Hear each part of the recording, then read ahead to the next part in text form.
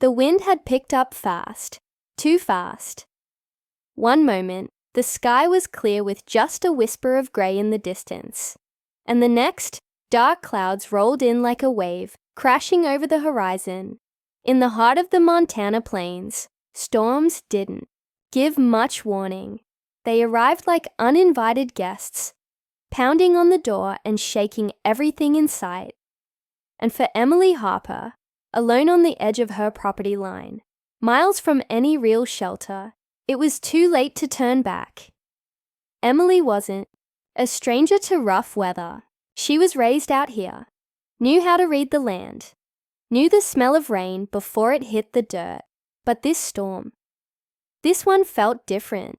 It wasn't just the angry churn of clouds or the sharp, electric bite in the air. It was the way the animals went quiet, eerily quiet. Right before the first crack of thunder split the silence, she gripped the worn leather reins of her horse tighter, squinting into the gathering dark. She'd gone out to check on the fencing, a routine task she'd done 100 times. But routine has a way of surprising you, especially out here where the land doesn't play fair. She wasn't alone though, not entirely. A shadow moved beside her, heavy and deliberate. At first glance, anyone would freeze at the sight of such a massive creature. The broad shoulders, the thick curved horns, the muscled frame covered in shaggy brown fur. But to Emily, he was a friend. Not just a friend, a protector. The American bison standing next to her was no ordinary animal. He had a name, Bruno, and a history tied to hers, in a way few would believe. A year ago, she had rescued him from a roadside attraction that had been shut down for neglect and cruelty. He was just skin and bones then, eyes dull with defeat. No one thought he'd make it through the winter, but Emily had seen something in him, something strong, something still fighting, and she'd brought him home.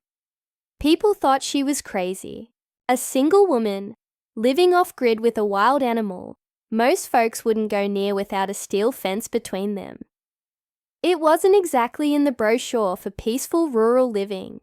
But Bruno wasn't just surviving now. He was thriving, and somewhere, in that quiet connection they shared, morning walks along the fence lines, silent companionship at dusk, an unspoken trust had grown between them.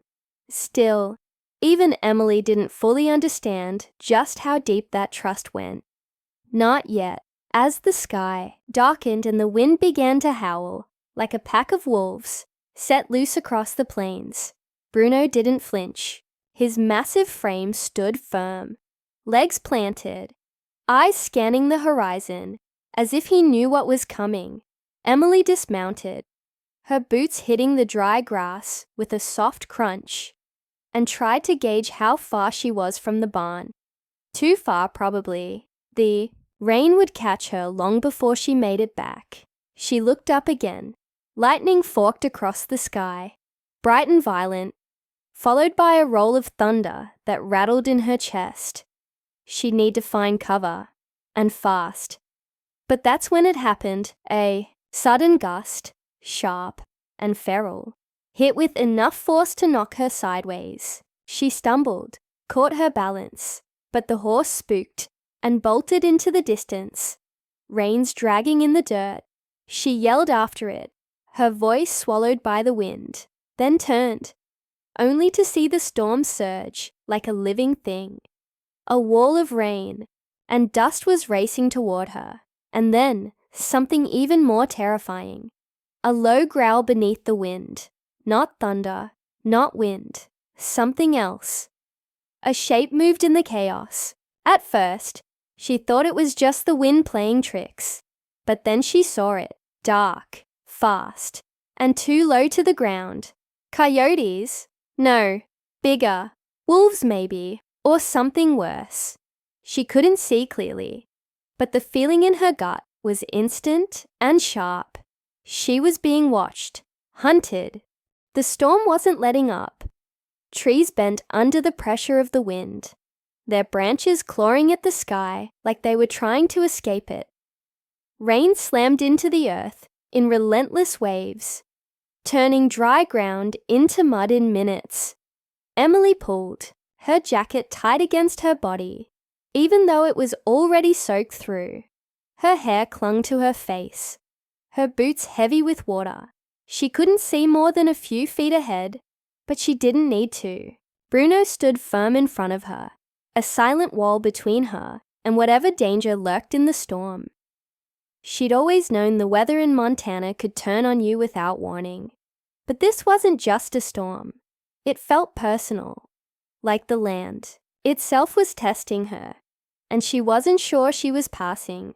As she crouched behind Bruno, trying to stay out of the wind's direct path, her mind drifted back to how they ended up here in the first place. A year ago, Emily had been driving home from town when she saw him, thin, injured, and barely able to stand. He'd been dumped in a makeshift pen behind an abandoned roadside zoo. A bison of all things, in a space barely big enough for a dog. She wasn't sure what drove her to stop that day. Maybe it was the way he lifted his head and looked at her. Not with fear, but something quieter, something like hope. Or maybe it was just